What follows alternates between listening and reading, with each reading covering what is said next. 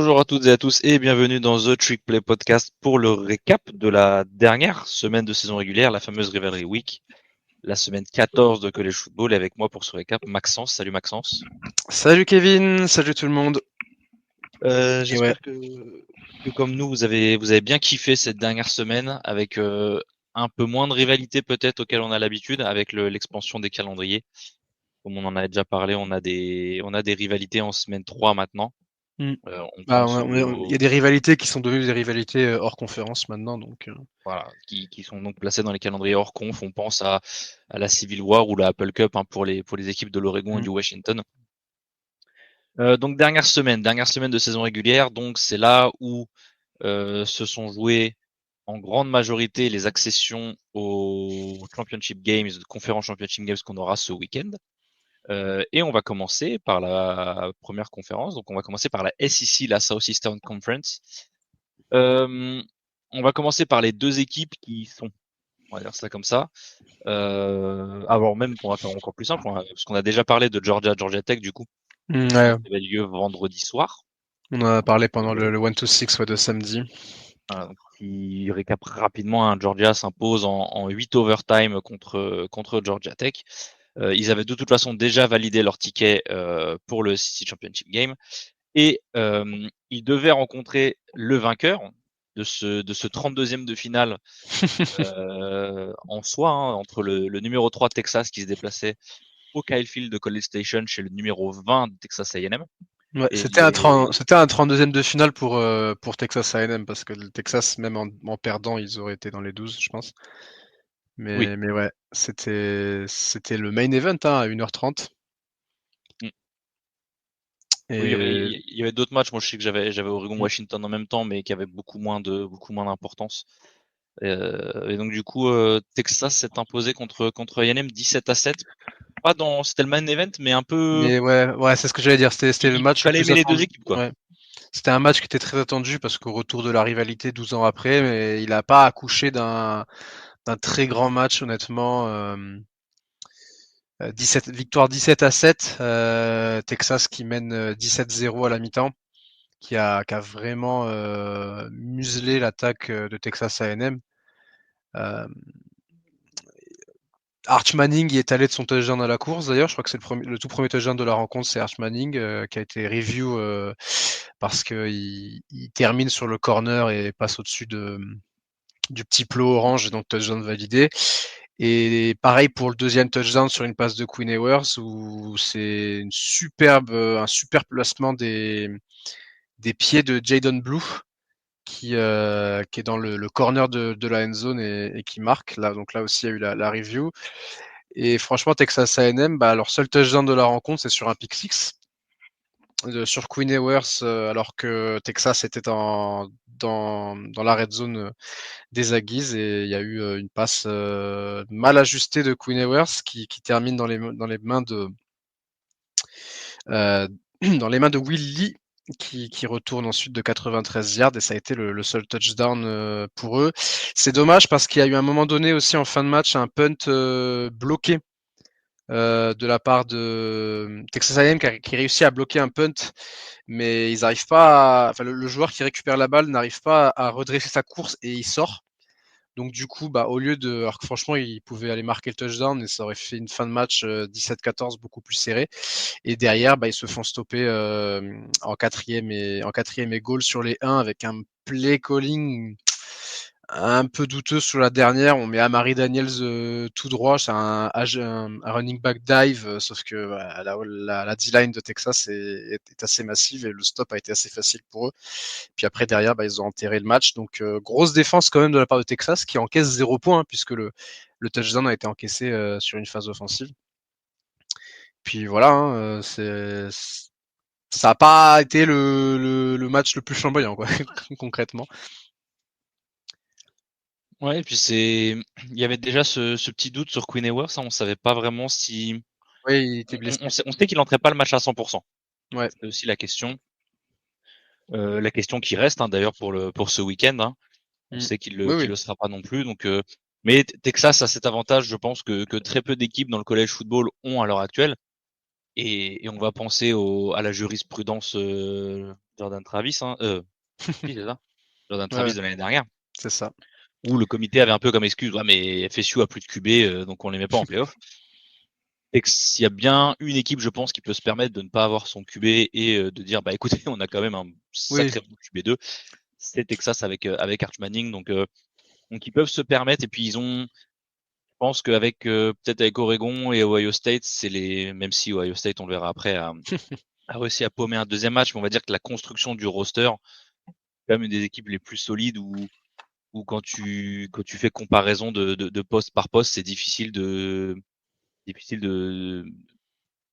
pique ouais, contre, de contre faire ces mieux. trois équipes-là, quoi.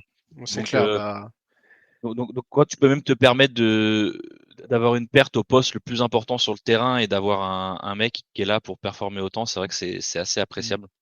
puis très gros Donc, match aussi du running back Quintrevon Weissner qui fait 186 yards en 33 portées du côté de Texas, qui a été très très important pour allonger les drives de Texas dans un match où bah ça on le voit, hein, ils ont pas scoré beaucoup, hein, 17 points c'est peu hein, cette saison pour Texas, il mais score ça pas en leur a deuxième mi-temps, permis. hein.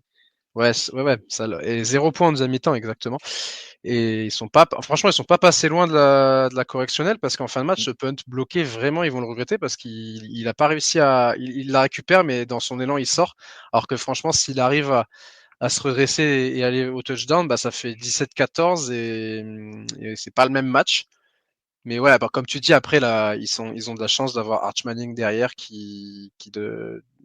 je pense qu'ils peuvent dormir sur leurs deux oreilles en se disant que bon, si Quinn Ewers ne se présente pas sur un match parce qu'il est out, ils ont quand même de quoi faire et puis bah, ils ont un très bon running game. Leur défense a été très bonne aussi, hein, 3 sacs Mm. notamment, dont 2 de Vernon Brockton. Et ils ont vraiment muselé Marcel Reed, qui a pas fait un très gros match. Et puis voilà, hein, Texas qui valide sa place en finale de ACC pour leur toute première saison dans cette nouvelle conférence. Ouais. Et d'ailleurs, on y viendra après, vu qu'on parlera des cas de conférence du Power 4, mais chaque finale de conférence compte un nouveau membre, Mm, ouais, puisqu'on c'est a vrai. Oregon en Big Ten, Arizona State en Big 12 et SMU SMU, en, ouais. en ACC. Et il y a des finales où c'est la première fois que les deux équipes s'affronteront de leur histoire. Ouais. Et Je trouve que c'est vraiment, enfin, ça mmh. permet d'apporter on aime ou on n'aime pas les réalignements, mais s'il y a bien un côté positif, c'est un peu ce genre de choses. Bah, les Euh, équipes en réalignement, enfin, c'est bien parce que elles apportent tout de suite de la concurrence, quoi. Pas oui. toutes, mais il y a au moins une équipe qui apporte de la concurrence. Et puis, non, c'est cool. Et petite news hein, pour Texas A&M, tu parlais de Marcel Reed. Euh, on est mercredi, on Ouais. enregistre un peu après le National Signing Day. On va pas parler de commitment de recrutement aujourd'hui, mais par contre il y a l'annonce du passage sur le portail des transferts de Connor Ah oui, Wegman. Connor Comme on Wegman, ouais, parlait bah, de, du quand on coup. parlait de quarterback, voilà, c'est juste à noter que Wegman ne fera plus partie de l'équipe enfin, de l'effectif des Aggies l'année Bah, prochaine, pardon. c'est la suite logique de la saison, hein. Il a été Oui, bench pour Marcel Reed. Il n'est pas revenu une seule fois sur le terrain. Marcel Reed est un freshman. Donc voilà, c'est simple, hein. Il va aller chercher, il va aller chercher une place ailleurs. Il fait partie des QB intéressants à aller chercher sur le portail des transferts. Il y a qui d'autre aussi là qui est très intéressant qu'on il y avait vu a, passer. il y a Noah Fifita Fifita, d'Arizona, ouais, ouais, Noah Fifita aussi qui.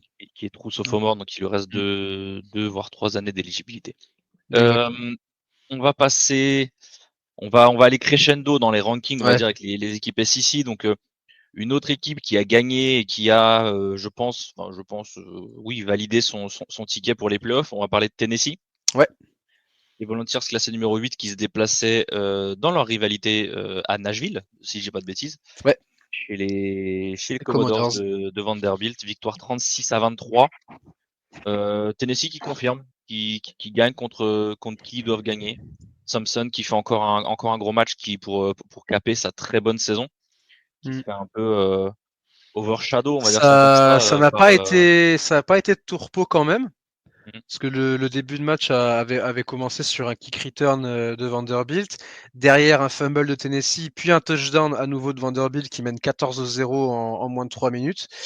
Mais après, derrière, ils ont Tennessee a remis la main sur le match, a stoppé les offensives de Vanderbilt, et puis ils sont parvenus à repasser devant juste avant la mi-temps avec notamment une passe de 86 yards pour Thornton Jr.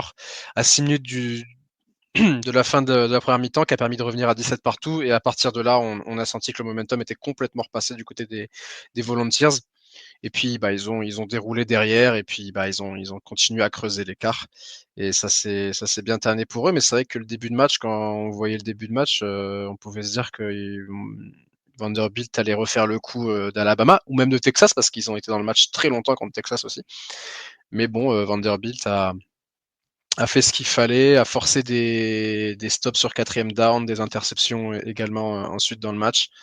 Donc voilà, Tennessee qui s'est sorti du piège de Vanderbilt, parce que c'était pas évident quand tu vois le début de match. Et puis il y a Dante Thornton du coup qui est transfert d'Oregon qui met 3 catchs 118 yards de TD, donc c'est lui qui Ouais. permet à Tennessee de recoller. Ouais, avec des Tennessee plays explosifs. Hein. ouais, il fait. Alors là, le troisième catch, il n'y a pas grand-chose, mais parce que je crois qu'il doit être le dernier catch doit être à 2-3 yards. Je crois qu'il était à 216-2 ou un truc comme ça sur ces deux TD. Il y a Dylan Sampson, du coup, 25 courses, Ouais, 178 yards. il avançait à 7,1 sur chacun de ses portées. Il a vraiment fait avancer son équipe aussi au sol. Et ouais, dans Tous Tennessee, les TD ont solide. été marqués par Yamaleava à la passe. Ouais, c'est surtout ce milieu de match, hein, 17-0 dans le deuxième quart-temps, 9-0 dans le troisième quart-temps. Ça a permis à C'est Tennessee de vraiment les inverser la fameuses balance. 8 minutes dont tu parles Voilà. tant. Hein. Alors moi, c'est plus le middle eight, donc c'est vraiment spécifique Ouais. sur les 4 dernières minutes, les 4 premières minutes. Là, je pense que, alors j'ai pas le play-by-play, j'ai plus exactement les timings sous les yeux, Ils en mais marquent 14 sur les 8 minutes ouais, du milieu, et ils en encaissent 0. sur Donc, 28, ouais. Donc, et ça fait la différence, hein, ils gagnent de 13 points, hein, mm. tu vois que c'est ça qui fait la différence générale. Tennessee, du coup, classé numéro 8. C'était avant ce match. J'ai Je pas, crois qu'ils sont pas bougés. ouais, plus pas de raison, Tant que je regarde, Tennessee grimpe d'une place. Ils sont 7e maintenant. Mais comme ils ne jouent pas, en fait, c'est l'avantage des équipes qui, on en reparlera un petit peu, hein, ouais. des équipes qui ne jouent pas ce week-end, c'est qu'elles, si t'es dans les, ouais, vas-y, si t'es dans les 8, 9, t'y es, quoi. Et donc Tennessee, ouais, qui est septième au ranking Du du comité, ouais. CFP et qui est sixième à Lake People. Ensuite, on va passer, alors j'essaie de les faire dans l'ordre du coup, le numéro 13, Alabama, il recevait Auburn dans son duel, dans sa rivalité de l'Alabama. Pareil, victoire de 2 touchdowns, 28-14. Facile. Voilà, pareil, pas de. Quand Ils Jalen avaient besoin de Milroe, gagner. quand ils utilisent Jalen Milroe à la course, Alabama gagne. C'est ce qui ressortait notamment dans le recap d'ESPN. C'était un des présentateurs qui le disait. Quand ils font courir comme ça, et quand ils le forcent pas trop à jouer la passe, ça fonctionne, et c'est ce qui passe, puisque Jalen Milroe, 3 touchdowns au sol, 104 yards. Il a fait ce qu'il fallait, et après à la passe, bon, il produit quand même 256 yards, mais il se fait intercepter une fois. Et puis voilà, la différence de talent de toute façon entre les deux équipes a été criante sur ce match-là, Ouais, je pense honnêtement. qu'Auburn a fait illusion entre guillemets la semaine dernière, enfin la semaine d'avant contre A&M, Ouais. parce que voilà, je pense que peut-être l'adversaire s'y prêtait mieux. Et Milrose, c'était la stat, je crois que c'est Pate qui a sorti ça, c'est que dans les 3 défaites de Bama, il est à 9, quelque chose yards par course, par match, pardon, par match, pas par course, Mm. par match. Et dans les victoires, il est à 77 ou 78. Ouais, Donc c'est là, ça il en est fait, carrément au-dessus de sa quand il moyenne. Donc court. c'est ça, il y a vraiment une différence entre, enfin, limite, enfin, ça veut dire que le baromètre d'Alabama, c'est est-ce que Milroe court plus de 10 yards. En gros, c'est ça. Et s'il C'est court plus de 10 exactement ça. yards, en général, il gagne. C'est ce que disait le gars aussi sur le plateau d'ESPN à la fin de la week 14. Il expliquait en fait, voilà, quand ils font des plays avec Milroe, QB option, tout ça, ils gagnent. Et donc ça va être, je pense, très important pour toutes les équipes qui vont affronter Alabama dans la suite de la saison, puisque avec cette victoire, Alabama monte à la 11e place. Donc ils sont en embuscade et ils pourraient rentrer dans les playoffs. Ça va dépendre notamment de la finale d'ACC, du résultat de la finale d'ACC, mais voilà, Alabama est quasiment, on verra, hein, mais ils sont, en tout cas, ce seront les premiers repêchés si ça tombe devant. Ouais, ils avaient besoin de gagner vraiment. Ouais. Ils avaient besoin de prendre cette 9e victoire. Maintenant, ce sera leur destin est plus entre leurs mains. Maintenant, tout dépend tout dépend de un de ce qui va se passer pendant les finales de conf et deux du raisonnement du comité qui est, comme on le sait, toujours plus alambiqué. Sur le site de ESPN, ils ont 30% de chance d'accéder au playoff actuellement.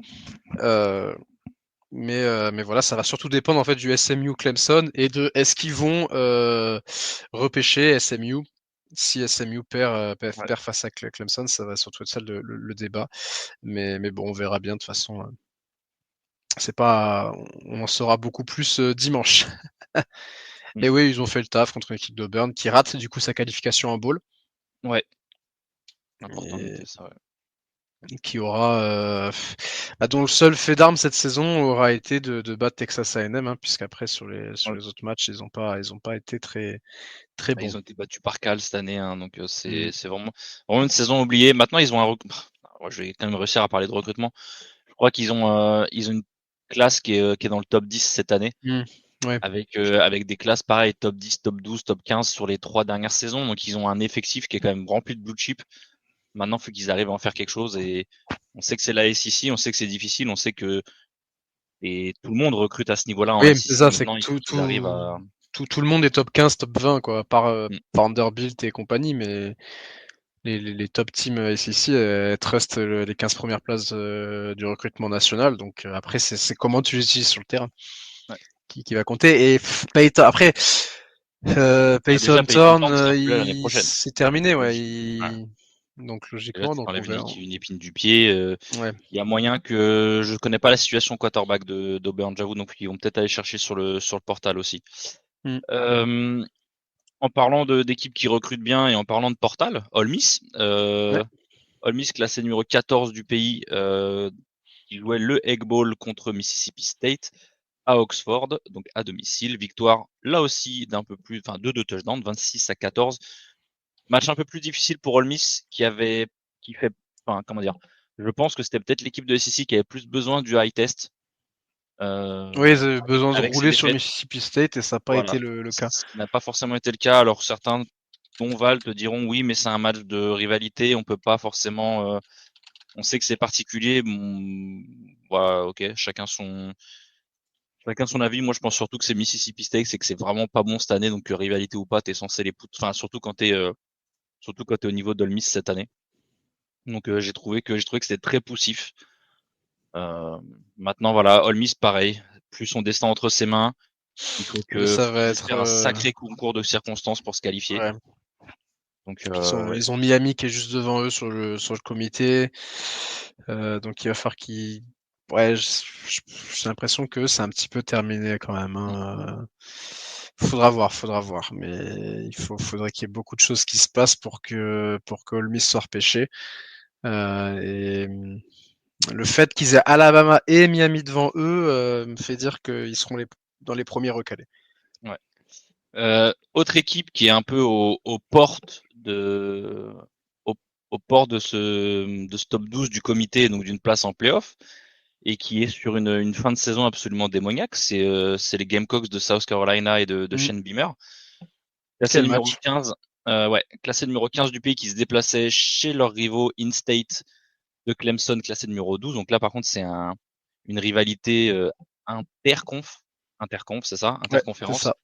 contre Clemson en ACC. Victoire des Gamecocks 17-14. C'est du coup la 3e défaite de Clemson qui se retrouve. Alors, on va y venir après avec la SEC, mais Clemson qui paume son 3e match de l'année, mais parvient à quand même valider sa place en en ACC Championship avec la défaite de Miami dont on parlera un peu après. Donc Clemson il y a un petit silver lining à cette défaite. Maintenant, la différence, c'est que ils auraient pu se qualifier disons que là, ils viennent d'utiliser leur joker pour les playoffs, Ouais, ce qui veut dire c'est que ça, exactement. je pense que Clemson ne peut pas se permettre d'avoir une 4e défaite en étant en ACC pour se qualifier. Ils sont obligés de battre SMU en championship game. C'est ça, exactement. Ils vont être obligés de remporter la finale de conférence pour être qualifiés en tant que champion de conférence, parce que là, ils sont 17e au ranking, donc c'est beaucoup trop loin pour espérer remonter. Même en gagnant la finale, même en gagnant la finale de conférence, ils seront automatiquement qualifiés parce qu'ils seront vainqueurs ici, mais je sais même pas si le comité les mettra 12e, tu vois. Au niveau du match, qu'est-ce que j'en ai pensé de ce match? Mais beaucoup d'occasions manquées quand même de la part des équipes. C'était un match très défensif. Il y a eu énormément de punts durant le match, 7 partout à la mi-temps. Et c'est vrai que je pensais que Clemson avait été en train de prendre le match par le bon bout derrière, parce qu'ils marquent sur leur premier drive de la deuxième mi-temps, avec une course de Kate Klubnik. Et derrière, ils forcent un fumble, et à ce moment-là, je me dis, ah, ça y est, ils vont faire le break, sauf qu'ils fumble derrière également. Puis ils arrivent à intercepter un peu plus tard dans le match la Norris Seller. Donc à nouveau, je me dis bon bah voilà, ils ont à nouveau la balle pour passer à plus d'une possession d'avance. Sauf qu'ils n'y arrivent pas derrière, ils font un 3 and out, ils prennent un field goal qui les remet sous pression à 14-10. Et là, ça a été le show la Norris Sellers sur l'avant-dernier drive des Gamecocks, enfin le drive de la victoire des Gamecocks, avec 2 courses, notamment celle qui cale il en cale une en 3e et 4, là où il fait 27 yards, il se balade au milieu de la défense avec une course. Il a une façon de courir assez atypique parce que il est rapide, mais tu sais, comme il est imposant, ça fait un peu. C'est très étrange de le voir courir aussi vite avec la carrure qu'il a. Et tu sens que le mec est très dur à faire tomber. Mm. Et il te remet la deuxième, il te remet quasiment la même course en fait en 3e et 16 sur les 20 yards de Clemson, où là il décide de sortir de sa poche. J'ai pas l'impression que le jeu était désigné pour une course. Et derrière, il hyper fort la défense, il n'y a personne qui arrive à l'attraper. Et puis voilà, et puis il marque. Et puis ce qui est terrible pour Clemson, c'est ils font le drive qu'il faut pour se mettre en position de field goal et égaliser, parce qu'il y a 17-14 à ce moment-là. Et puis ils décident de jouer un play pour le tight end pour avancer un petit peu, genre de 4-5 yards avant de prendre le temps mort pour avoir le field goal, tu vois. Et ça rebondit. La passe est vraiment mal ajustée. Elle est sur l'arrière de la course du tight end et ça rebondit sur sa main, j'ai l'impression. Et puis derrière, le défenseur qui récupère la balle. Et puis fin de match sur ça. C'est vraiment dommage parce qu'ils avaient en 50 secondes, ils avaient réussi à remonter quasiment tout le terrain pour se mettre en position de field goal. Ils avaient fait un super drive à ce moment-là. Toutes les passes est passées, c'était des petits jeux mais qui avançaient tout le temps. Et ils ont peut-être forcer ce dernier jeu et ce qui était nécessaire. Est-ce qu'il fallait pas juste faire une course? Parce qu'il me semble qu'ils avaient encore un temps mort à ce moment-là. Et puis donc voilà, après ça aurait été amené en prolongation, donc tu sais pas ce qui aurait pu se passer en prolongation, mais dans tous les cas, tu te serais donné une chance de gagner ce match.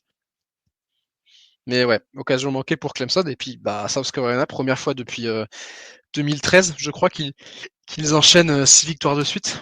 Ça n'était plus arrivé dans ce programme depuis très longtemps, et donc ouais, c'est un peu là. Et puis eux, ils vont regretter les décisions arbitrales qu'ils ont prises dans leur défaite parce qu'ils sont vraiment à 1 ou 2 flags d'être en 11-1, quoi. Ouais, c'est malheureusement, je pense que c'est l'une des équipes qui a eu on va dire, je pense que tout le monde s'est plus ou moins fait entuber au moins Oui, plusieurs reprises durant l'année. On va pas se mentir vu la qualité de l'arbitrage cette saison. oui, Maintenant, effectivement, South Carolina, ils prennent 2 flags en 2 matchs qui sont plus que questionable et qui les font passer potentiellement ils auraient pu être à 10-2 sans ça. Donc après encore une fois, je pense que c'est pas pour moi c'est pas forcément un argument valable parce que pour South Carolina parce que pour moi il y a quand même beaucoup d'équipes qui peuvent oui, qui prétendre à peuvent cette arguer de ça, ouais, effectivement. Mais moi eux, je sais qu'avec Oregon la dernière défaite qu'on avait contre Stanford où ils nous font le dernier drive avec 4 flags dont 3 en quatrième, enfin bon bref, avec des dingueries comme ça, enfin on aurait pu dire pourquoi on perd autant de place, bref, c'est toujours pareil malheureusement avec l'arbitrage. Ça fait partie de ces choses malheureusement qu'on n'arrive pas à contrôler, qu'on n'arrive pas à régler en college football. Mais voilà, South Carolina en tout cas, malgré ça, ils ont fait ce qu'ils devaient faire. Ils finissent la Oui, saison en fanfare. Ils sont à 9-3. Sellers montre des progrès chaque semaine Oui, et va devenir un quarterback très très dérangeant dans les prochaines saisons en SEC parce que c'est un freshman. Et puis, ouais, non, South Carolina. Et puis, je pense qu'ils ont quand même, ils ont beaucoup. Pareil sur la ligne défensive aussi, ils ont un freshman. Duarte. Dont, ouais, voilà, exactement. Donc, non, ils ont de quoi faire. Mais puis même Nick Arbor, c'est un freshman aussi. Ouais, au revoir, ouais. C'est un sophomore. Donc, ouais, ils ont de quoi bâtir pour la suite, South Carolina, et ça va être une équipe très attendue la saison prochaine. Ensuite, on va parler des derniers matchs de SEC entre guillemets, enfin rapidement, hein. Missouri parce qu'ils sont classés. Dieu sait pourquoi ils sont encore classés. Enfin, moi, je pense savoir pourquoi, mais je dirais rien. Donc Missouri classé numéro 21 qui s'impose 28-21 contre Arkansas. Et ensuite, on a eu la rivalité Florida qui s'est déplacée à Florida State. Victoire relativement tranquille de Ouais. Florida 31-11. FSU au fond du trou.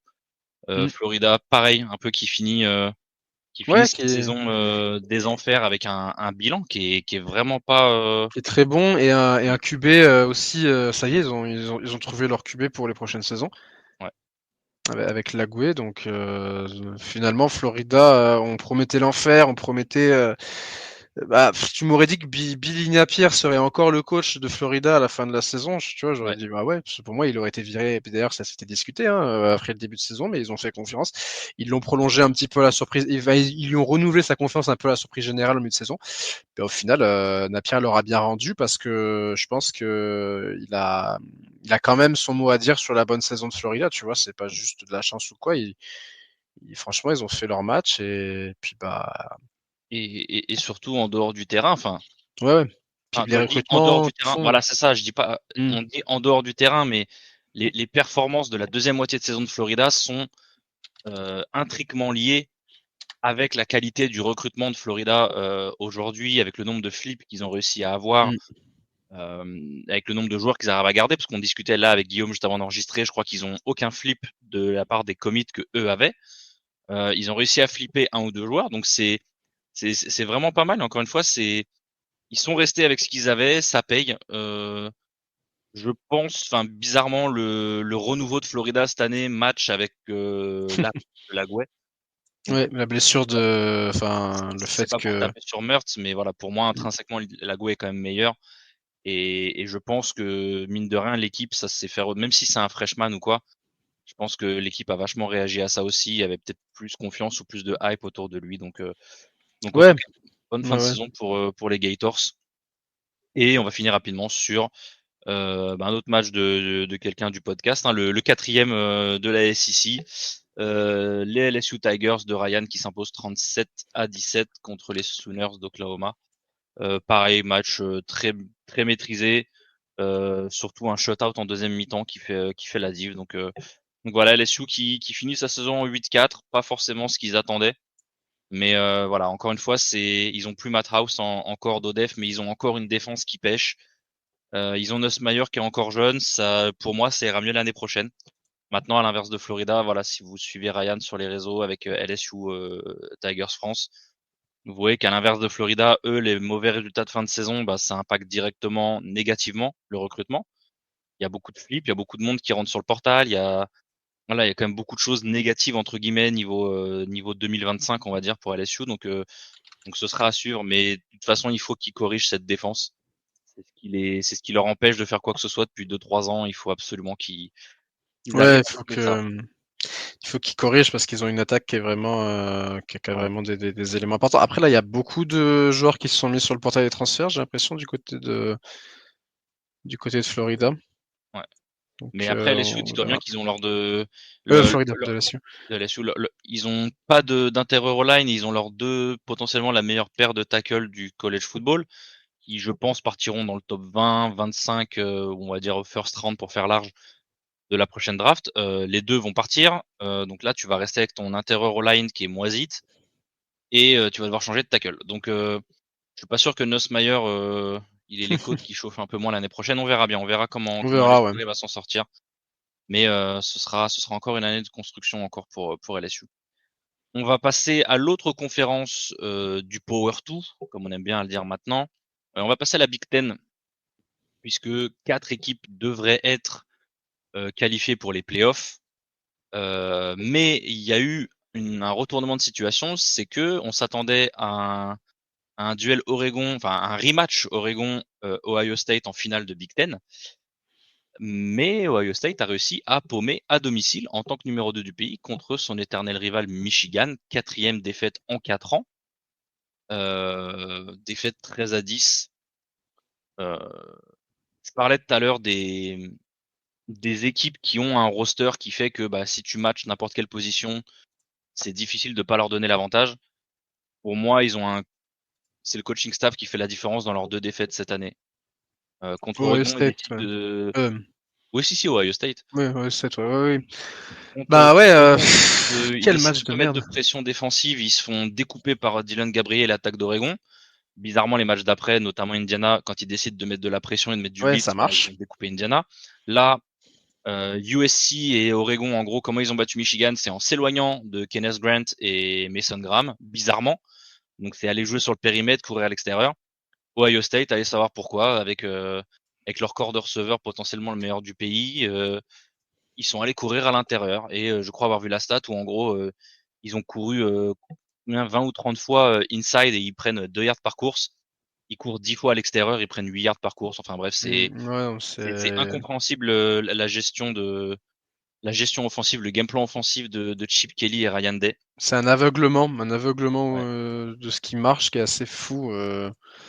Et après, franchement, c'était un match horrible parce que Ah ouais, Michigan a gagné un match, mais n'a pas été. Enfin, tu sais, c'est un peu le truc. Ils ont gagné un match, mais sans faire exprès, enfin, non, mais non mais j'ai envie de te dire, Michigan cette année, tu peux pas surtout contre Ohio State. ouais. Je pense pas que Michigan ait gagné, bon peut-être aller Northwestern la semaine dernière, mais je pense pas que Michigan ait gagné le moindre match sans être convaincant, on va dire ça comme ça. Donc je pense plutôt que c'est un énorme non-match Ouais, c'est un non-match, c'est ça, d'Ohio exactement. State, parce qu'ils profitent pas de, enfin, ils se font intercepter. Que Michigan, l'interception que prend Will Howard dans ses 10 yards, elle est dégueulasse. Oui, elle est horrible. La Euh, passe est pas bonne, son receveur c'est même pas encore retourné. Enfin, à ça lance. l'inverse, l'interception que prend Warren dans les 5 yards, donc dans la red zone, elle est dégueulasse aussi. Il en prend deux, je crois. Hein. Oui, il en prend 2, ouais. Il y a celle de Mhm. Sawyer qui aurait dû Ouais. clôturer le match et donc bref, c'est Ohio State vraiment, ils mettent pas, ils prennent quoi? Ils prennent pas de first down dans le dernier quart-temps, ils finissent avec, Ils prennent pas de first down et ils ne jouent ils jouent qu'une minute et quelques parce que je crois que Michigan a 13 minutes 20 ouais, de temps c'est de ça. Ouais. possession, quelque chose comme ça. Donc Sur le dernier carton, ils ont à peine. Ils ont joué 7 plays, 7 plays en attaque. c'est ça. Donc 7 c'est plays, ridicule. Hein. dont 5 passes avec Will Howard qui finit Mhm. à 1 sur 5. Moi, j'ai Ça. jamais été sold sur Will Howard. Je Mhm. pense qu'on lui a donné beaucoup trop de crédit contre Oregon en se disant bon, il a fait une boulette à la fin. Voilà. Et je suis bien content qu'il paye son arrogance de la semaine dernière contre Indiana. Et je Oui. parle de Will Howard spécifiquement, pas de ce qui s'est passé Oui, post-game parce ou quoi qu'il que ce a soit. sa célébration, Voilà. elle est Sa moche. Hein. cigarette, tous les trucs, le Google Me avec Signetti. Bon, bref. Signetti qui d'ailleurs a remporté le titre de Coach of the Year en Big Ten. Mérité. Oui, largement mérité. Enfin, même si, voilà, Lanning Oui, la ligne mérite, aurait mais en pu fait, le prendre aussi, le mais turnover, le voilà. turnaround de Indiana est C'est beaucoup ça. plus. Bah, Oregon, c'est une continuité. Et lui, il arrive première saison et il fait 11-1. Et ils sont à un tiebreaker parce qu'en fait, ils C'est ça. ont un tiebreaker avec Penn State de ne pas aller en finale. Et puis du côté de Ohio State, le match était horrible. Enfin, franchement, je m'étais mis le match au Oui. début, puis je suis vite passé sur les autres matchs. Il ne se passait rien. Michigan, c'était pas impressionnant en attaque.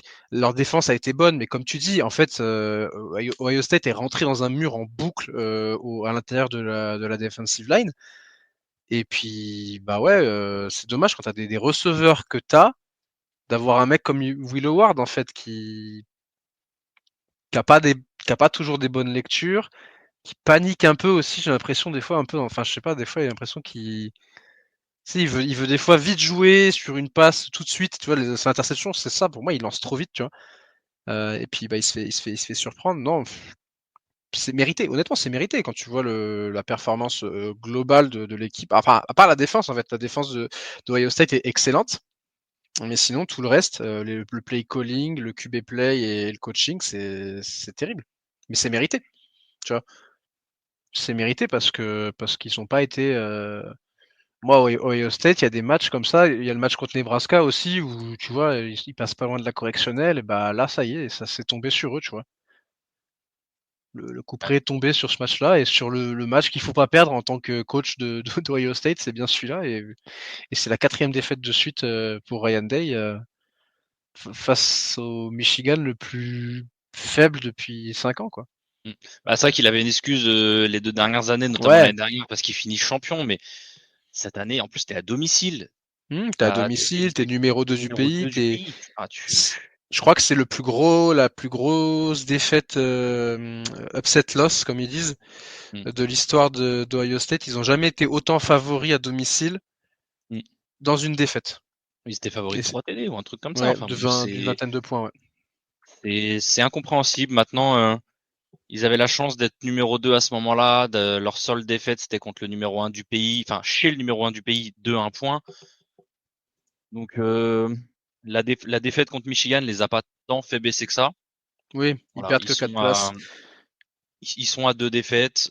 Visiblement, tout le monde est d'accord pour dire qu'ils ont quand même lock une place en playoff. Ça m'embête un peu parce que voilà, ça m'embête de me dire que tu perds un match comme celui-là en tant que ton dernier match. Donc là, c'est pas une question de Mm. dire, tu vois, comme Notre-Dame, ouais, ils ont perdu au mois de septembre, on s'en fout. Tu Ouais, perds en fait, ton dernier, ça, ça veut dire que on dit toujours que les défaites du mois de septembre ont moins de poids parce que derrière, tu peux montrer que tu as progressé. Et voilà, Notre-Dame a montré qu'ils ont progressé. Là, au 7 la dernière, la dernière impression, c'est c'est ce ça. match-là, C'est c'est quand même horrible. terrifiant. Donc Et ils vont réussir à se qualifier. Malheureusement, enfin malheureusement, heureusement pour eux, ils ont le roster pour malgré tout oui, aller chercher le titre. On va pas se mentir, hein, mais ils ont, ils vont pas, pour moi, ils iront pas le chercher parce bah, qu'ils vont tomber contre une équipe mieux coachée qu'eux en playoff à un moment donné et ça va perdre là-dessus. après ils ont là où c'est moins bien pour eux, c'est qu'ils avaient plus ou moins la possibilité d'être tête de série numéro 5 si jamais ils allaient en finale de conf et qu'ils perdaient contre Oregon. La tête de série numéro 5 qui est un peu qui est en gros le premier match à domicile contre le champion de Big 12, puis ensuite Ouais. un match contre Boise, donc qui est un peu la, la, la tête de série un peu recherchée par tout le monde, Mm. qui est pour Bah l'instant là, ils je peuvent crois plus occupée l'avoir par là. Notre-Dame. Donc là ils se font un peu niquer. Donc ouais, ils vont se taper. Là, je crois que c'est Tennessee hein, le C'est match-up. Hein, Tennessee, ouais. c'est Là, c'est Tennessee, ils reçoivent clairement pas le Tennessee. même début. Hein. Et c'est Donc plus le même début, hein. Franchement, c'est plus le, ouais, c'est plus la même histoire. Et puis surtout, derrière, tu tapes Oregon. c'est Parce que ça. le vainqueur de Tennessee, Ohio State, bien sûr, ça va bouger encore, hein. Les seedings vont bouger avec les résultats des Ouais, ouais. finales de conférence. Mais ouais, là, tu passes ouais, comme tu dis, en fait, tu passes d'un chemin qui était assez ouvert pour aller jusqu'en demi-finale à d'entrée de jeu, parcours du combattant. Et enfin, tu sais comme, enfin, toi, t'es coach en football américain et t'as aussi joué, si je dis pas de bêtises. Tu sais Oui, que jouer ce genre de match toutes les semaines sur une fin de saison, au bout d'un moment, mm, ça peut lâcher aussi physiquement, tu vois. On sait l'importance d'avoir une bye week pour les équipes qui l'auront. Et puis, bah, l'équipe qui sera 5e, elle aura des matchs aussi qui seront moins durs ou peut-être que tu vois, en fin de match, il y aura un tel écart que tu pourras sortir tes titulaires ou des choses comme ça. Donc là, ouais, Ohio State, bah, ils se sont compliqués la vie, mais c'est mérité quand tu vois le match qu'ils font contre Michigan, oui, c'est la ouais, moindre des très, très choses. clairement. Ouais. Pour moi, ils devraient être encore plus bas dans le classement après cette défaite contre Michigan. Bon, bah, le Alors, comité les laisse dans le euh, top si 12. je dis pas de bêtises, pour le coup, ils perdent le home game au premier tour. Hein. Je Non, crois qu'ils étaient. Non, ils reçoivent ils Tennessee. accueillent Tennessee. Ouais, parce qu'ils sont Alors, 8e seed et ils reçoivent le 9e seed qui est Tennessee. ok, Donc, donc ça risque ça peut peut-être ça, changer s'il y a une équipe exactement. derrière qui passe devant, parce qu'ils sont aussi ils sont borderline. Hein, c'est les derniers, la dernière équipe à domicile. Donc à voir ce que ça donne sur le seeding. Pareil, ça on le verra dans le récap après les matchs de conf. Donc après cette défaite d'Ohio State, donc qui était sur 18 heures, hein, Mm. donc ça conditionnait tous les matchs qui étaient derrière pour la Big Ten. Penn State savait qu'il fallait juste C'est gagner ça. pour y aller. Penn State, il se retrouve dans cette situation où bah, les gars, on a juste à gagner contre Maryland et Penn State, il est classé numéro 4 du pays, ils sont pas Mm. du tout privés. Victoire 44-7 sans vraiment de problème. Tranquillement. Ils ont même pu se permettre de faire tourner en fin de match. Il y a eu une petite controverse sur James Franklin qui joue 4e tentatives dans le dernier drive pour aller marquer à la passe, alors que du coup il y avait déjà 3-4 TD d'écart qui est mal passé du côté du coach Lachlan de Maryland. J'étais d'accord relativement avec l'explication de Franklin parce qu'effectivement Penn State s'ils perdent contre Oregon en championship ou même s'ils gagnent parce que ce sera plus Oregon et là il y aura un high test qui sera valable contre les autres champions de conf, mais ils seront totalement dans ce genre d'équipe qui ont besoin du high test et effectivement un TD ça peut valoir le coup. Maintenant, si jamais le comité, ce qui fait la différence entre un 5e et une 6e seed, c'est le dernier drive contre Maryland alors que tu mènes de 4 TD. Bon, bref. Oui. De toute façon. Après, moi, je suis plus de l'avis de j'ai mes 2, j'ai mes 3 qui ont besoin de jouer pour l'année prochaine. C'est ce que Oregon a fait contre Washington. Je suis totalement d'accord. Ça me dérange pas du tout. Ça me dérange pas Oui, du tout. puis c'est important de reposer un peu aussi les Oui. cordes et sur la fin de saison, on sait que c'est un marathon qui va Et eux ont match commencer. la semaine prochaine. Et ils ont match la semaine prochaine, c'est ça. Les perdants des finales de conférence, ils partent sur une fin de saison marathon, hein, parce qu'ils perdent la finale de conférence, donc ils vont devoir jouer 2 semaines après en quart de finale. Et puis après, bah, ça va être match toutes les semaines. Et puis c'est pas des petits matchs, hein, ça va être des très très gros matchs tout le temps. Il y a Donc, que Oregon qui s'en sort plus ou moins bien parce qu'ils ont eu leur bye week la semaine d'avant. ouais. Ils ont littéralement eu leur bye week juste avant leur Mais ils doivent rival gagner. week. Mais ils doivent gagner, c'est vrai. Et c'est pas fait honnêtement. Ça va être un match un très très sympa, je pense entre ces deux équipes. Alors c'est assez drôle parce que la money line, enfin ou le spread Vegas est à moins 3,5 pour Oregon, donc Oregon est favori de 3,5 Mais je points. crois qu'ESPN mais Penn State favori, je C'est crois. ça. Alors on est sur terrain neutre, donc en plus voilà. Mais effectivement le FPI, le ESPN Predictor est à 53,8% pour Penn State, en sachant qu'il était à 51 et quelques en dimanche, je crois. Il a monté de 2% lundi. Alors il y en a, j'ai écouté pas mal de podcasts qui disaient que potentiellement c'est le déplacement parce que Indianapolis et Happy Valley sont dans la même time zone alors qu'Oregon doit se déplacer de 2 time zones pour aller jusque dans l'Indiana. Pourquoi pas de là à ce que ça modifie totalement que tu fasses Penn State favori. Ouais, ça paraît un peu gros quand même. Ouais, en sachant que tu vas pas jouer le match dans le froid, donc t'as même pas l'excuse du climat, t'as même pas l'excuse de tu vas jouer au Beaver Stadium. Je trouve ça un peu gros, donc voilà, on aura cette finale qui est quand même relativement intéressante entre Oregon et Penn State, deux équipes qui ne se sont pas jouées depuis 2016, si je dis pas de bêtises. Ou 2006, ça doit être un Rose Bowl, non? C'était peut-être le Rose Bowl de 2016. Ça doit être un Rose Bowl. Attends, je te trouve ça.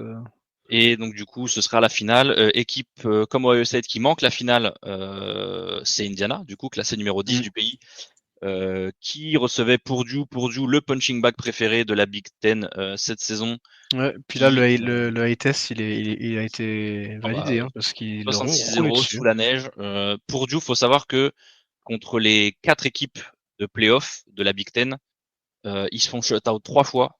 Ils prennent 35-0 contre Oregon, ils en prennent 49 contre Ohio State, et je crois qu'ils en prennent 66 contre Indiana, et contre, attends que je dis pas de bêtises, 1, 2. Ils prennent. Non, ils prennent un score, mais ils mettent 6 ou 7 points contre Penn State, pardon, ils prennent 49-0 contre Ohio State, et là 66-0 contre Indiana. Ouais. Et oui, donc voilà, Indiana qui finit à 11-1, comme tu l'as dit, qui aura quand même une semaine de repos puisqu'ils n'iront pas en Big Ten Championship, mais qui à 11-1 ont lock leur place en playoff et c'est totalement mérité vu leur saison. Oui, c'est totalement mérité. Très très belle réaction quand même contre Purdue. Ils ont appuyé sur l'accélérateur du début à la fin du match pour vraiment montrer que c'est une équipe qui doit aller en playoff et ils iront en playoff parce que je pense que c'est lock pour eux. Ils sont 9e. Ils ne jouent pas le week-end prochain, ils vont pouvoir se reposer et ils seront une équipe. Là, ils sont prévus pour jouer contre Georgia. Franchement, moi j'ai envie de vous le voir ce match parce que il y a de quoi faire pour les Hoosiers qui sont la belle histoire de la saison en college football et qui ouais, bah, et puis s'il se passe quelque chose dans ce programme, parce que il y a des fans qui disaient sur Twitter qu'ils ils avaient jamais vu le stade autant aussi rempli. Même au début de l'année, il était vide. Hein. Ouais, même au début de L'année l'année, remplissait pas et c'est les il y a une succès de vraie l'équipe qui l'a émulation. pris, hein. Ouais. Ouais. Il y a un gars, il disait, moi j'avais l'habitude d'aller voir les matchs de l'Indiana, il y avait personne, donc je pouvais me balader entre les tribunes, je Ouais. trouvais la meilleure place au soleil pour faire ma sieste, et quand je me réveillais, on avait pris 21 points dans la gueule, quoi. Et puis maintenant, il dit, on peut même plus bouger dans les tribunes, c'est complet de chez complet. Donc, c'est cool ce qui se passe pour cette fac, qui est une fac de basketball hein, à la base, mais qui là réalise une très grande saison en Big Ten. Et bah, tu sais quoi, tu parles de basketball, c'est une excellente transition avec le seul programme des États-Unis qui est encore invaincu en football et en men basketball. Je parle bien sûr d'Oregon, numéro 1 du pays. Ah putain, vous êtes invaincu aussi Ouais. en. 8-0, classé numéro 10 derrière Alabama, alors qu'Oregon a battu Alabama en finale du Kentucky qui a tournoi. perdu cette nuit là, le numéro 4 du pays là, ils sont perdus contre Clemson en basket. Et donc Oregon, numéro 1 du pays, dans son match de rivalité contre UW Washington, et qui, à l'inverse d'Ohio State, n'a pas perdu pour une 4e fois d'affilée contre son rival. Oui, c'est vrai Victoire qu'il y avait 3 défaites ouais, de suite, ouais. 3 défaites en 2 ans en plus, parce qu'on avait Mm. eu l'année dernière le match de saison et le championship game.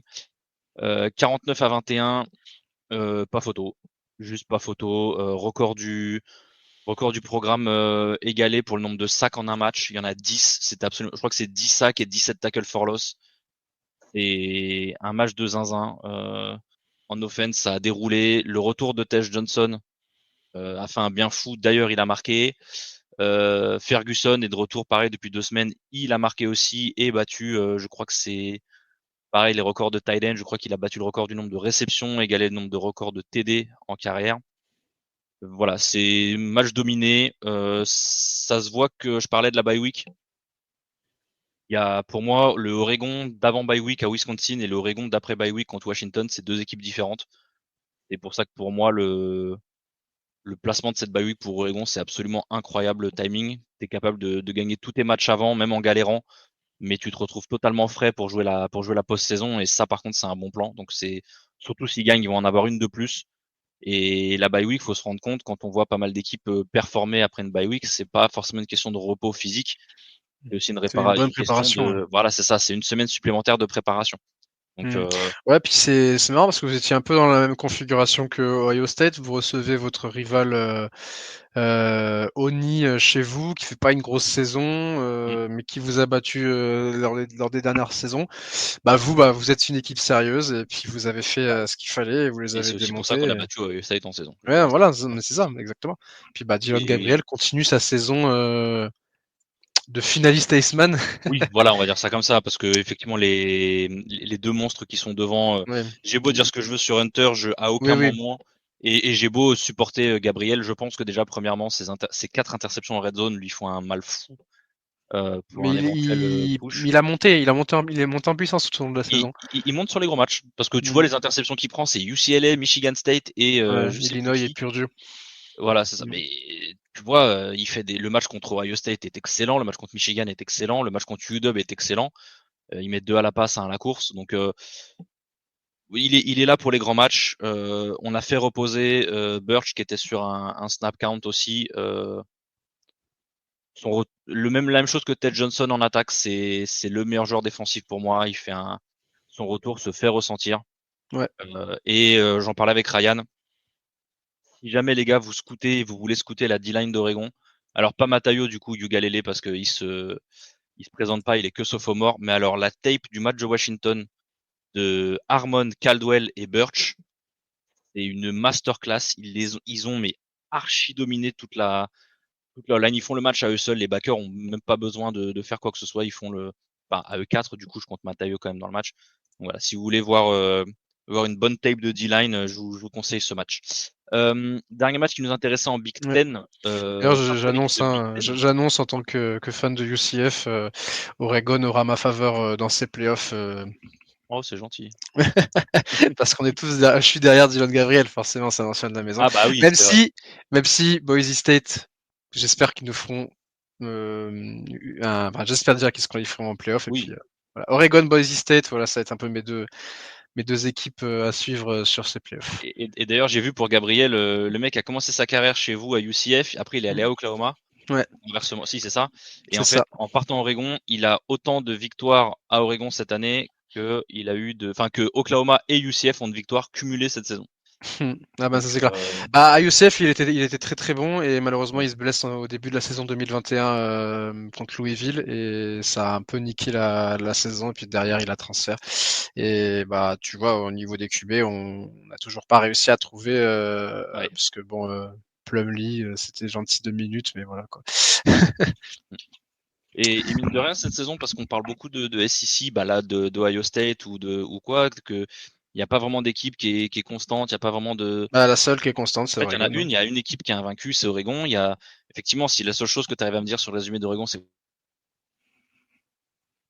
ouais, mais ils ont galéré contre Idaho. On regarde le match, comprend ce qui se passe autour. Encore une fois, je le répète presque toutes les semaines. Ouais, C'est Dan c'était une Lanning histoire qui s'est amusé à faire de. tourner sa Ouais, O-line. voilà. Voilà. Et d'ailleurs, encore une fois, sur la fin de saison, quand Marcus Harper se blesse là, bah en fait, c'est là où tu vois pas la différence sur les matchs de saison de conférence parce qu'il s'est amusé sur les 2 premiers matchs de l'année contre les équipes de l'Idaho. Alors ça aurait pu coûter très cher, Contre notamment Boise contre State, Boise vous State. passez pas loin de la. Ah, c'est game winning field goal hein, qu'on met. Donc voilà, c'est un peu la victoire est là quand même, mais disons que avec Lanning, c'est ça l'avantage, c'est qu'il voit un peu plus loin que le bout de son nez. T'as pas mal de joueurs, tu vois, là t'as Burch et t'as Jordan James qui sont. Tu vas jouer des matchs contre Purdue, contre Illinois, même contre Michigan, quand tu vois que c'est fait, en fait, fais sortir tes joueurs. Le mois de novembre de Jordan James, il a passé plus de temps sur le banc que sur le terrain. Ben ouais, sauf que là, le dernier match contre UW, gros, il a. C'est quoi, je veux dire, à chaque fois, je l'appelle Psycho Quack, ce con. Le numéro 7 le corner de Washington, la Psyrock ou un truc comme ça. Euh... Il l'a éclaté, il l'a mis Oui, sur le cul. Prisoc, Efesian Prisoc. Voilà, on va dire que j'ai les bonnes lettres, mais pas dans le bon ordre. Psycho Euh, Quack. et non, du coup, voilà, tu vois que Jordan James et Burch qui étaient sur un snap count, ils sont vraiment en forme pour la fin de saison et du coup, tu comprends un peu le pourquoi du comment. Et pareil, hein, les mecs qui ont tourné sur les 2 premières semaines, comme Dave Ayuli ou les gars comme ça, ils peuvent se permettre de rentrer dans l'année quand il y a des blessures et ça tourne correctement. Ouais, mais voilà. Dernier match de, Oregon. dernier Oui, match de puis encore une week-end fois, aussi. les matchs de septembre, moi, enfin, une équipe Oui, qui enfin, progresse de septembre à novembre, c'est toujours mieux qu'une équipe qui fait ses plus mauvais matchs au mois de novembre, quoi. ouais. Donc, Et bah, c'est dans le bon du sens coup, pour Oregon. Maxence, encore une fois, un segue relativement formidable. Ah, mais moi, je te fais des passes Voilà. décisives là. Ah, Dylan c'est, Gabriel, là. Là, je te fais je te là, distribue ça. on parle d'équipe qui a chié dans la colle en septembre et que personne Exactement. s'en souvient. Qui a peut-être la pire défaite du top 5 Ouais, de la mais saison, non, mais honnêtement, la pire défaite désolé, la pire défaite du top 25. oui, du top 25, oui. Et voilà, c'est Oui. la défaite de Notre-Dame contre Northern Illinois, Parce que notre équipe Northern de Illinois, pour ceux mi-classement de qui n'ont pas MAC. suivi Hein, le G5, les mecs sont au milieu de tableau au MAC à la fin de la c'est saison. ça. Donc c'est même pas des équipes que vous retrouvez en finale de MAC samedi. Donc c'est vraiment une défaite Mais, horrible. mais pour dire, on parlait beaucoup d'Indiana avec leur score differential, c'est qui n'avait pas été mené pendant les 8 Ouais. premières semaines, tous leurs matchs de plus de 2 TD. Et ben en fait, Notre-Dame, grâce à sa fin de saison, est carrément passé devant Indiana. Alors là, Indiana vient de mettre un plus 66 ce week-end. Notre-Dame que un plus 14 entre guillemets, donc à voir ce qui s'est passé sur la dernière semaine. Mais voilà, Notre-Dame était passé devant Indiana avant le dernier match en point differential entre leurs points et le point de leurs adversaires. Notre-Dame classé numéro 5 du pays qui se déplaçait dans l'une de ses 25 rivalités par an à USC. Match beaucoup plus serré que ce qu'on le pensait et en fait il a fallu 2 des 4, c'est quoi, c'est 2 des 4 touchdowns les plus longs de l'histoire du programme, si je dis pas de bêtises. 99 Euh, et 100 yards de retour. ouais, c'est ça. Euh, Back to back en plus. ça Enfin, en 1 minute, hein, de ce que. oui, c'est ça. En fait, en 1 minute, on est passé de 28-35 à 49-35. C'est assez terrible. Enfin, à 49-28, c'était assez terrible pour les Trojans de Southern California. Ouais, c'est terrible hein, parce que ces deux picks, c'est vraiment, ils sont dans la red zone et puis les deux picks qui se ressemblent en plus. Hein. Oui. Et donc, ouais, c'est voilà Notre-Dame qui aurait pu se faire piéger parce que le match était pas simple. Ils ont tout le temps mené, mais USC arrivait tout le temps à revenir à une possession, Et puis bah voilà, les deux exploits de leur DB Christian Gray et Xavier Watts ont permis une belle victoire de Notre-Dame dans un match, même si on se moque des rivalités, des 40 000 rivalités de Notre-Dame, je pense quand même que USC Notre-Dame, ça reste quand même là, c'est quand même, on est sur une vraie rivalité historique et tout. Même si c'était des joueurs, Marcus Freeman qui en parlait aussi, qui disait bon, même s'il y a beaucoup d'écart géographique entre les deux équipes, hein, puisque Notre-Dame est dans l'Indiana et USC c'est Los Angeles, historiquement quand même, ça reste Oui. ça reste quand même un match important pour les deux équipes. Et puis voilà, Notre-Dame qui prend la 5e place, qui prend la 4e place du ranking et qui a fait oublier quand même sa défaite contre Northern Illinois de belle manière. Donc même si c'est la défaite la plus honteuse du top 25, en fait derrière il n'y a pas eu de discussion sur les matchs qu'on suivi. Ils ont dominé quasiment tout le monde. Il y a juste ce ils ont match réussi à faire oublier. Ils ont réussi ouais, à ouais, faire oublier ce match parce que il y a le match contre Louisville qui après, était. Il y a le match contre Louisville un peu plus compliqué, mais bon, Louisville est quand même une bonne équipe. Mais après, derrière, ils ont, ils ont roulé sur tout le monde. Et puis, contre USC, alors, ils n'ont pas roulé contre USC, même s'ils affichent 49 points. J'insiste quand même là-dessus, mais ils ont été résilients et ils ont des super joueurs. Xavier Watts, qui est un des meilleurs. C'est un safety, si je dis pas de bêtises, un des meilleurs safety du pays. Il trouve cette interception-là juste derrière l'interception de son compère. Et puis, voilà, c'est bien pour Notre-Dame. Du coup, Notre-Dame, au niveau des playoffs, alors c'est assez bizarre. Ils ils ont la 5e seed du coup. Parce qu'ils peuvent pas Ouais, être série comme ils sont pas champions de conf. ouais. En fait, C'est Penn State. En fait, c'est Penn State qui a le 5e seed parce que Penn State, pour l'instant, est mieux classé qu'eux. Ah bah oui, c'est vrai. Ok. Mais Penn State, si Penn State perd contre Oregon, Penn State va reculer, je pense, et donc Notre-Dame pourra aller chercher. Je pense qu'ils mettront juste derrière Notre-Dame, quoi. Ouais, voilà. Et Notre-Dame, pour l'instant, se dirige vers une réception d'Alabama. Ouais. Petit remake de la finale. Et là, alors si Alabama va battre Notre-Dame, il y a un gars dans le chat Triple Podcast qui pourra plus se montrer pendant quelques semaines parce que là. Mais bon, on n'y est pas encore. Les seedings vont bouger de toute façon.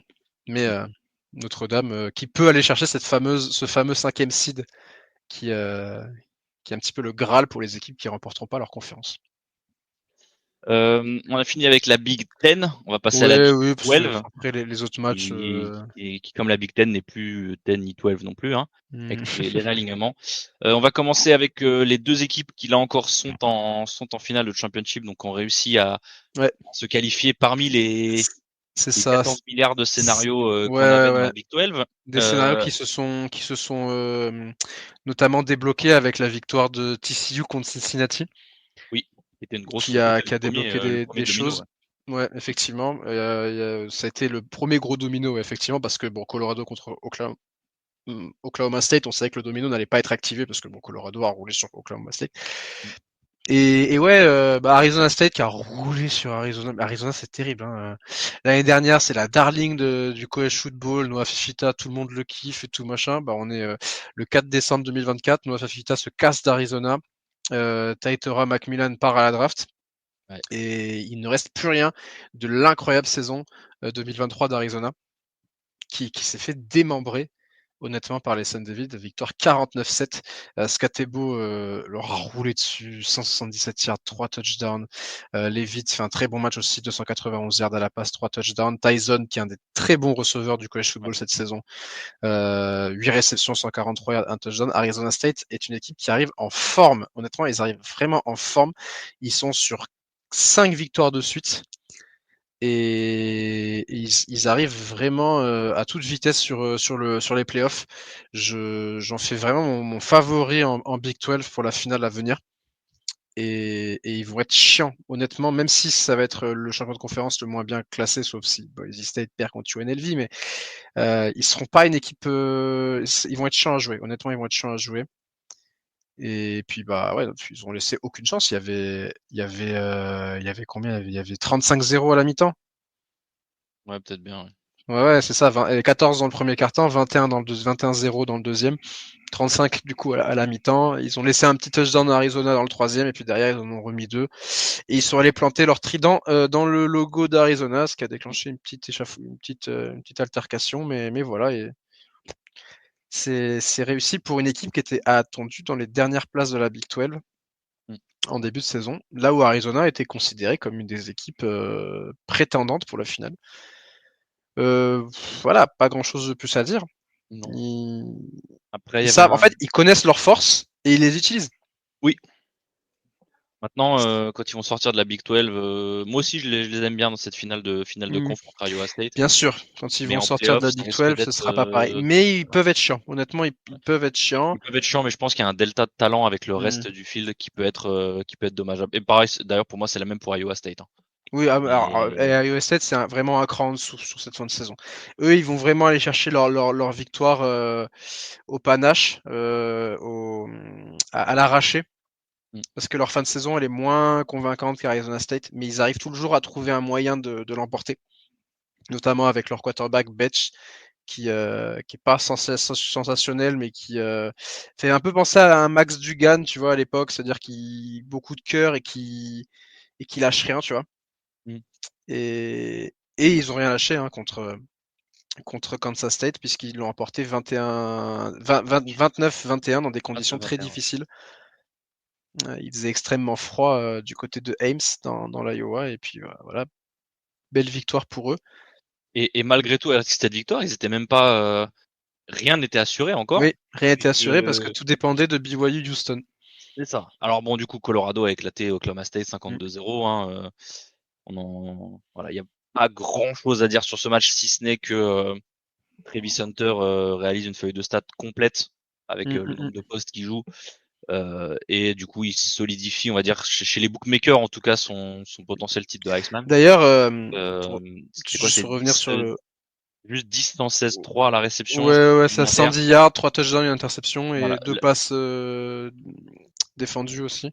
L'interception qu'il met, elle est scandaleuse. Voilà, vous avez vu Ah, mais le- il y a eu un virement sur le QB ouais, non, d'Oklahoma State pour qu'il lance sur Travis Hunter. C'est pas possible autrement.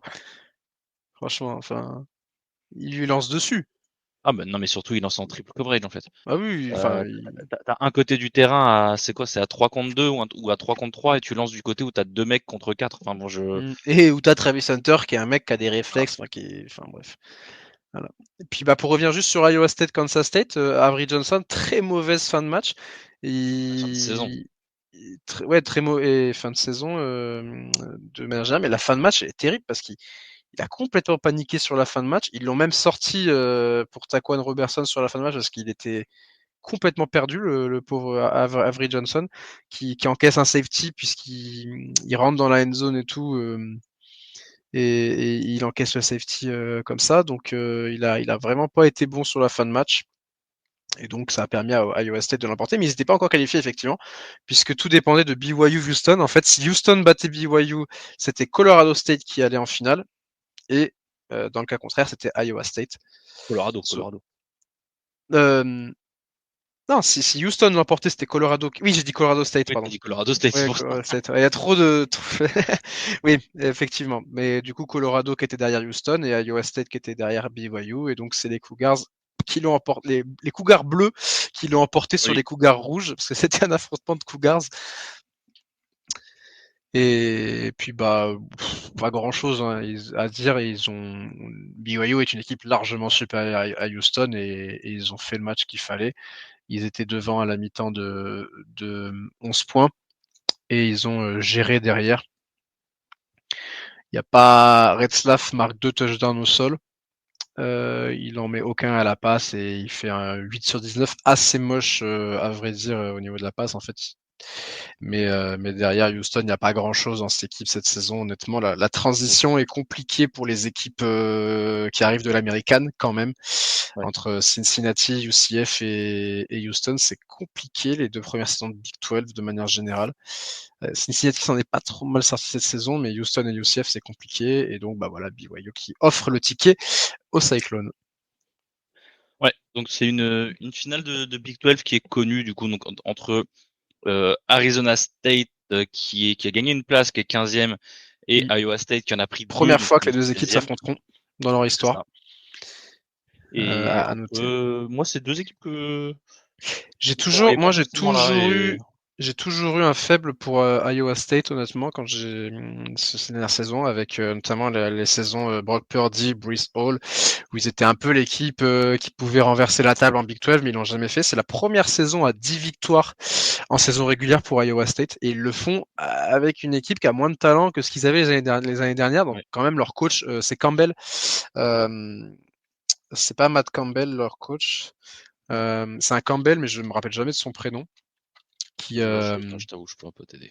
Matt Campbell, c'est ça, c'est bien Matt Campbell qui fait un travail quand même assez fort à Iowa State parce que depuis qu'il a pris les rênes de l'équipe il y a quelques saisons de ça, il en a quand même fait une bonne équipe du Big 12 et ils peuvent aller chercher leur premier titre de conférence depuis 1912.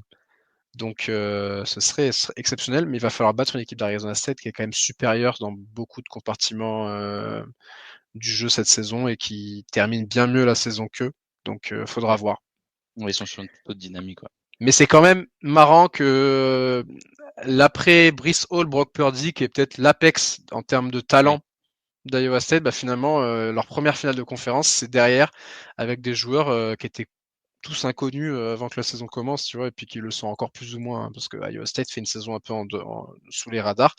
Mais voilà, ils sont en finale de conférence en 10-2 hein, quand même, et ils vont jouer une place pour les playoffs. Ouais.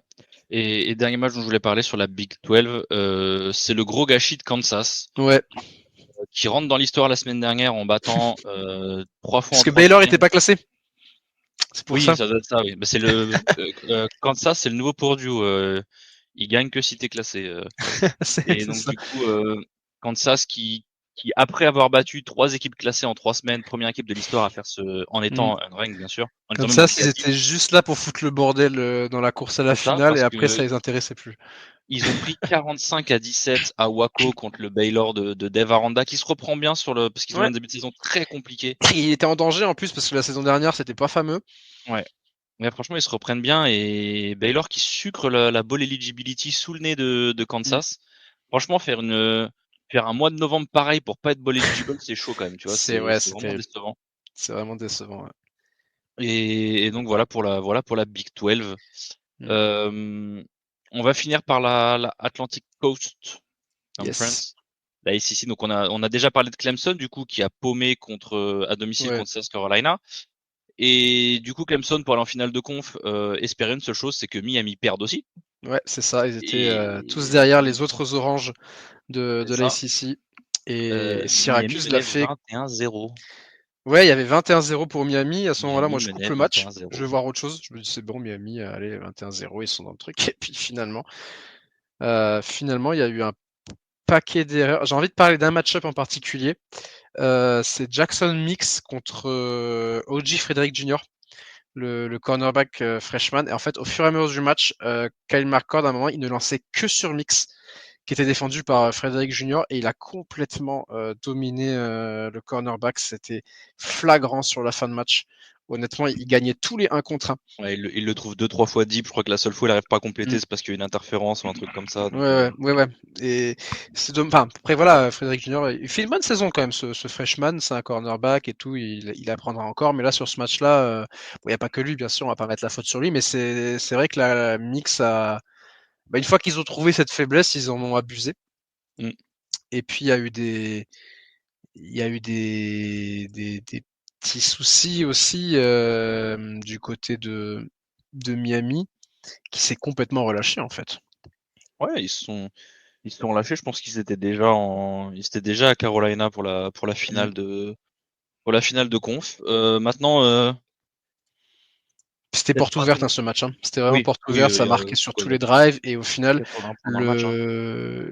ils décident de pas tenter la 4e et ils ont une 4e et goal sur les 10 de Syracuse et ils décident de prendre le field goal. Il reste 3:42 sur l'horloge. Ils ont qu'un seul temps mort.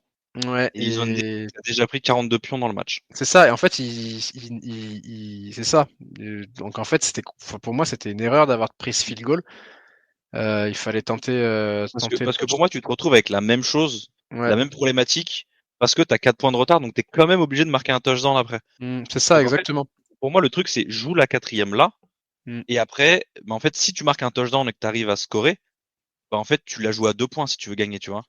Ouais, et puis en plus, si tu marques pas le touchdown, tu rends la balle sur les 10 de Syracuse, qui est toujours une meilleure position que sur les 25 du coup d'envoi. Et ouais, je suis totalement d'accord avec toi, parce qu'en fait, faut que tu ailles quand même faut quand même que tu ailles marquer le touchdown que tu n'as pas réussi à marquer juste avant, avec un seul temps mort, et avec beaucoup moins de temps, parce que forcément, Syracuse allait faire rouler la cloque, et c'est ce qu'ils ont fait, avec le Quint Allen qui a avancé de 5 yards, 5-6 yards sur chacun de ses runs. Il fait un gros match Allen aussi. Ouais, il fait un très Même gros à la match. réception, il fait un très très gros match. Et puis voilà, Syracuse qui est revenu d'entre les morts, qui l'a réalisé, qui a aussi le pick six, qui a un scoop and score aussi, qui a fait très très mal à Miami. Et c'est la première fois d'ailleurs du match que Syracuse mène, c'est après cette action-là. Donc voilà, ils ont fait 2 actions défensives en forçant le field goal en fin de match et avec ce fumble retourné en touchdown, et ça leur a permis de remporter cette victoire qui leur permet de rentrer dans le top 25 et qui élimine quasiment Miami des playoffs. Miami, ils sont 12e. Ouais. Ouais. Il y a encore une lueur d'espoir, mais c'est comme Ole Miss en fait, il faut qu'il y ait beaucoup de choses qui se passent. Bah en fait, il faut qu'ils enfin, ah non, parce que même si Boise perd contre UNLV prend la place devant quand même. C'est pour ça que Donc, ouais, il faut qu'il y ait des défaites derrière là. faut qu'il y ait un gros chèque qui arrive sur le comité. Et... parce que en fait, je vois pas quel enchaînement de résultats fera que Miami et Ole Miss je suis en train de rentrera. regarder parce que pareil, si Clemson était devant eux encore, oui, parce qu'il y aurait eu Ouais. une défaite dans la finale. Non, il y a que SMU qui sont devant eux. Donc même si Mm. Clemson bat SMU, en fait, SMU se fait potentiellement jarter, mais Clemson passe devant aussi. Donc effectivement, là, c'est un peu mort Un dans le peu game compliqué, ouais. C'est un peu pour Miami. Ouais. compliqué pour Miami, mais bon, voilà, 2 défaites dans la saison, 2 défaites de pas beaucoup à chaque fois, mais Deux défaites de voilà, taille dans une qui font mal. ACC qui est quand même assez faiblarde quand même, à part le top 3. Hein. Mm. Et puis même, Oui. on peut, Ah si, il y avait quand même Duke qui fait une bonne saison aussi, oui, il y a Duke qui à fait une bonne noter, saison, mais ils mais les ont battus 53-31, tu vois, et Duke, au final, cette saison, ils perdent contre SMU et Miami, après, ils ont battu tous les autres, et ils ont perdu contre Georgia Tech. Toujours eux.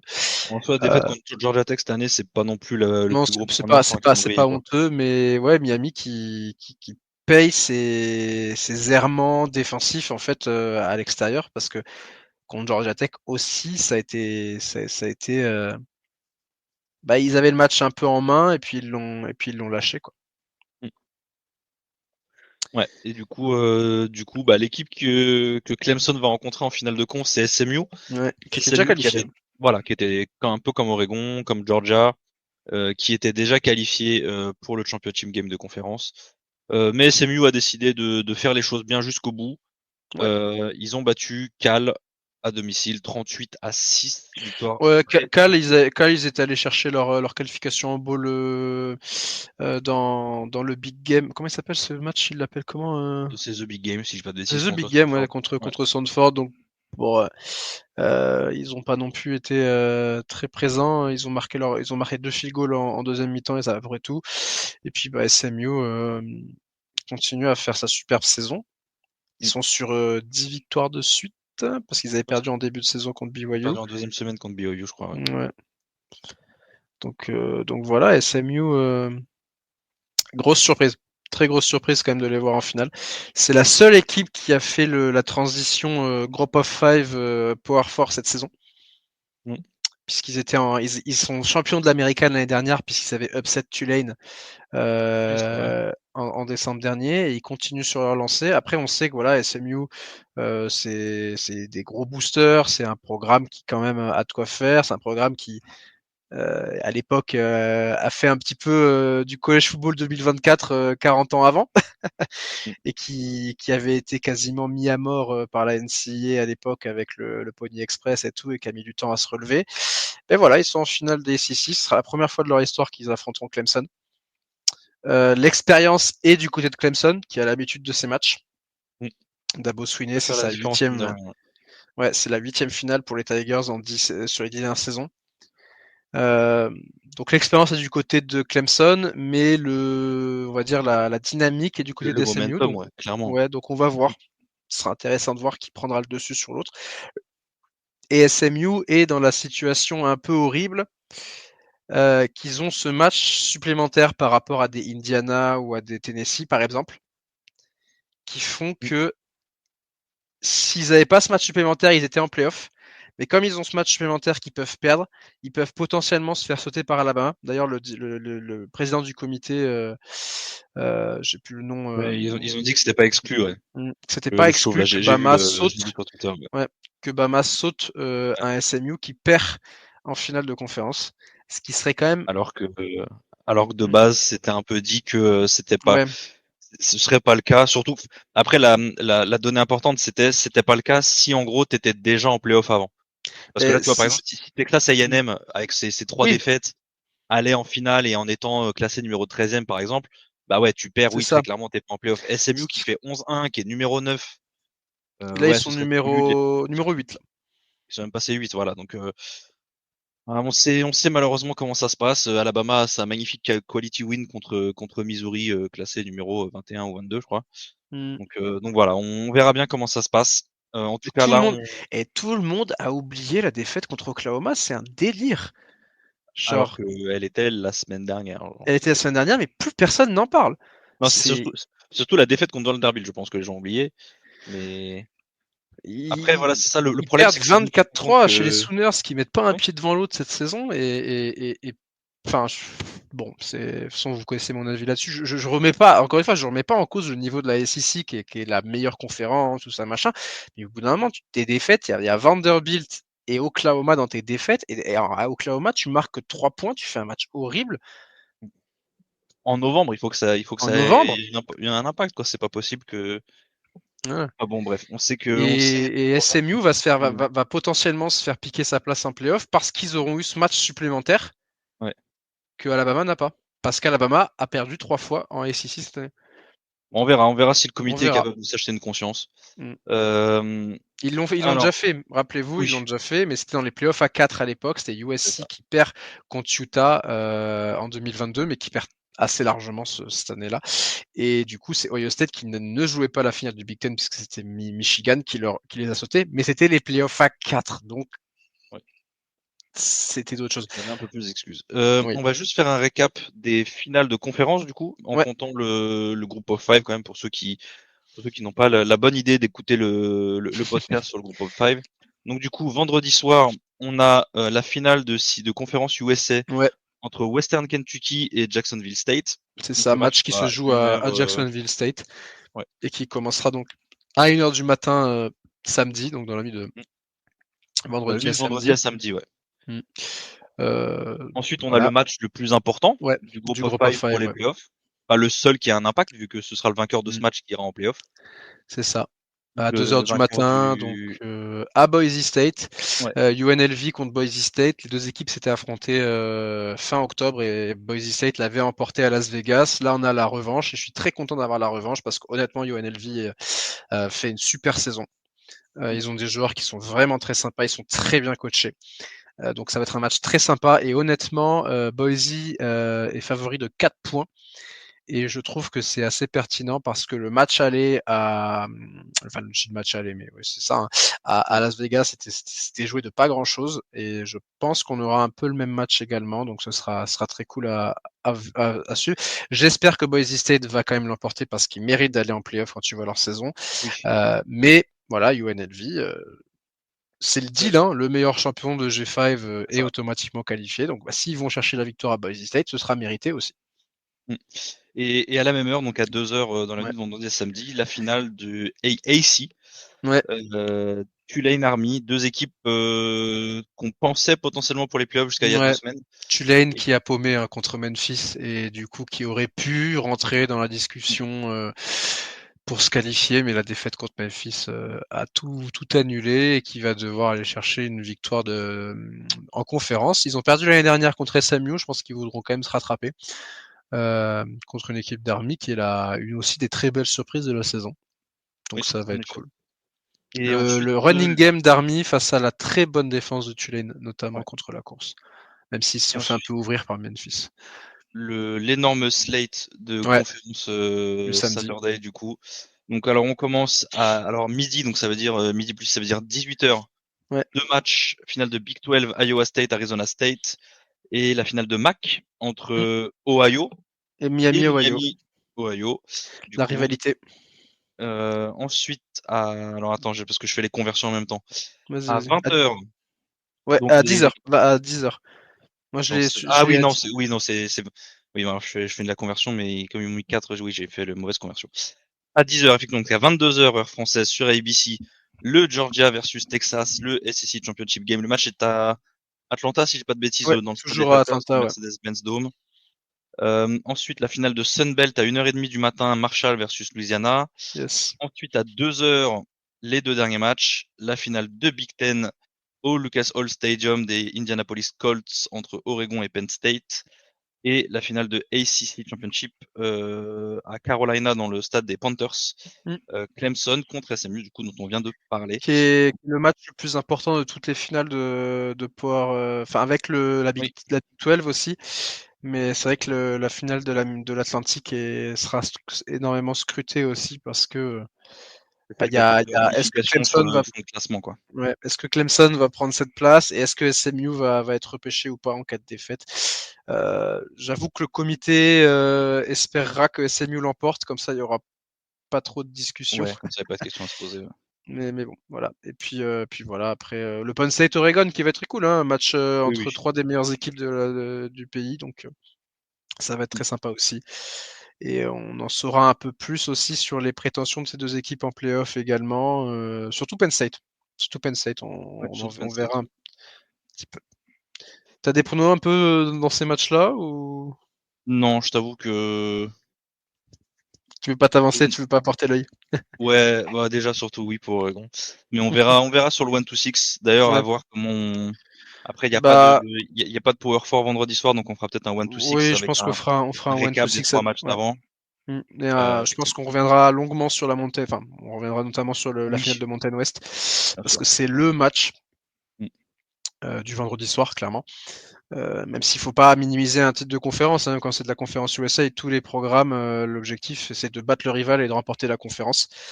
Donc bien sûr, les autres matchs ont une importance pour leur programme là, mais pour le college football et pour ce qui nous intéresse pour les playoffs, c'est clairement le Boise State UNLV. Donc c'est assez cool que le match soit isolé aussi côté États-Unis un vendredi soir et pas au milieu de tous les matchs de Power 4. Donc ça c'est assez cool. Mm.